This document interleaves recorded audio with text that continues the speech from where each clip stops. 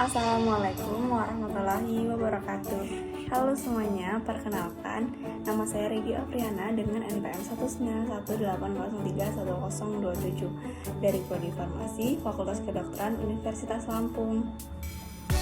Nah, pada mata kuliah Kewarganegaraan, kami diberikan tugas untuk memberikan edukasi mengenai hak asasi manusia atau kita sering sebut dengan HAM.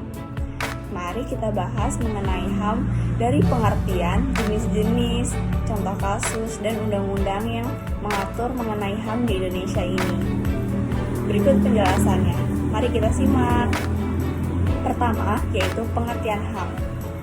HAM adalah hak asasi manusia yang merupakan hak-hak dasar manusia yang telah dimiliki sejak masih berada dalam kandungan dan setelah lahir ke dunia yang berlaku secara universal serta diakui oleh seluruh manusia.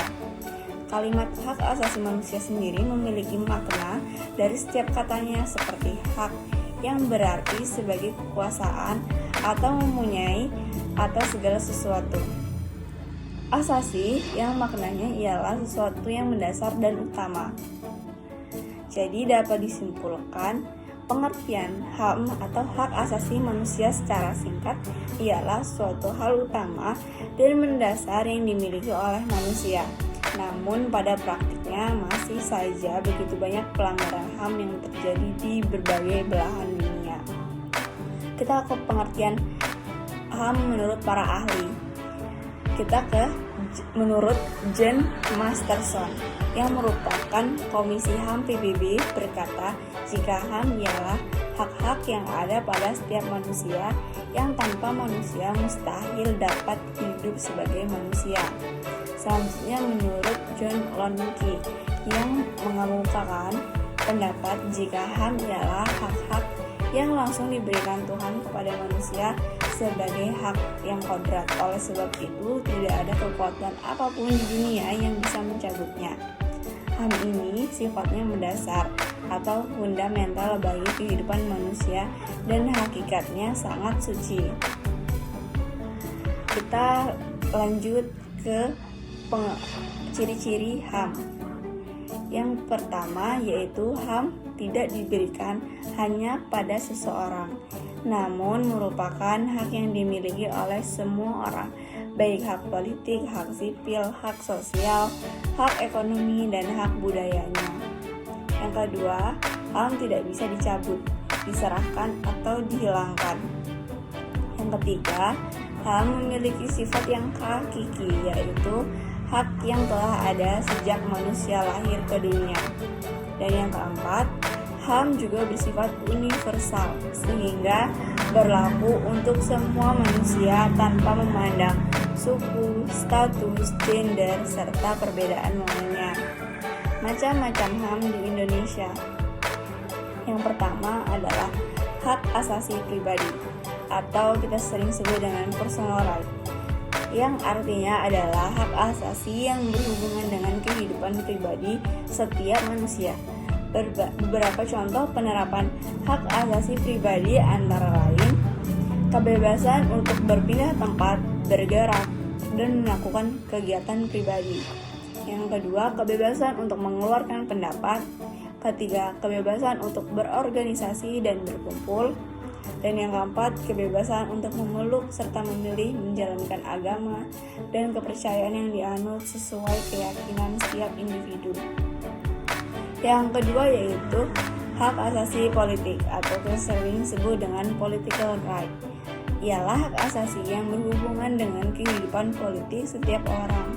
Nah, beberapa contoh penerapan hak asasi politik antara lain adalah hak untuk memilih dan dipilih dalam setiap pemilihan, hak untuk ikut serta dalam kegiatan pemerintahan, hak untuk mendirikan partai politik, serta organisasi politik, dan hak untuk mendapat usulan petisi. Selanjutnya adalah hak asasi hukum atau legal equality right, yang artinya adalah hak untuk memperoleh kedudukan yang sama dalam pemerintahan dan hukum. Beberapa contoh penerapan hak asasi hukum adalah yang pertama, hak untuk memperoleh perlakuan yang adil dalam hukum serta pemerintahan, hak untuk menjadi pegawai negeri sipil atau PNS, dan hak untuk memperoleh perlindungan serta kelayakan hukum. Selanjutnya yaitu hak asasi ekonomi atau disebut property right. Ini adalah hak setiap individu terkait dengan kegiatan ekonomi. Nah, beberapa jenis penerapan hak asasi ekonomi ini adalah kebebasan untuk melakukan kegiatan jual beli, melakukan perjanjian kontrak, menyelenggarakan hutang piutang serta sewa menyewa, dan memiliki sesuatu, serta kebebasan memiliki pekerjaan yang layak. Selanjutnya ada hak asasi peradilan atau procedural right. Ini adalah hak untuk memperoleh perlakuan yang sama pada tata cara pengadilan. Nah, beberapa contoh penerapan hak asasi peradilan adalah: yang pertama, hak untuk memperoleh pembelaan hukum dan pengadilan. Yang kedua, hak untuk memperoleh persamaan atas perlakuan penangkapan, penggeledahan, penahanan, serta penyelidikan di muka umum. Selanjutnya yaitu hak asasi sosial budaya atau disebut dengan social cultural right. Ini adalah hak individu terkait kehidupan bermasyarakat. Nah, beberapa contoh penerapan hak asasi sosial budaya adalah hak untuk menentukan pendapat, memilih pendidikan, lalu hak untuk mendapatkan pembelajaran, dan hak untuk mengembangkan budaya yang sesuai dengan minat serta bakatnya. Lalu di Indonesia sendiri banyak sekali undang-undang yang mengatur tentang HAM. Berikut adalah undang-undang yang mengatur tentang HAM di Indonesia. Yang pertama yaitu pasal 28A, ini mengatur tentang hak hidup. Yang kedua, pasal 28B yang mengatur tentang hak berkeluarga. Lalu ada pasal 28C yang mengatur tentang hak memperoleh pendidikan. Lalu pasal 28D yang mengatur tentang kepastian hukum. Lalu pasal 28E mengatur tentang kebebasan beragama.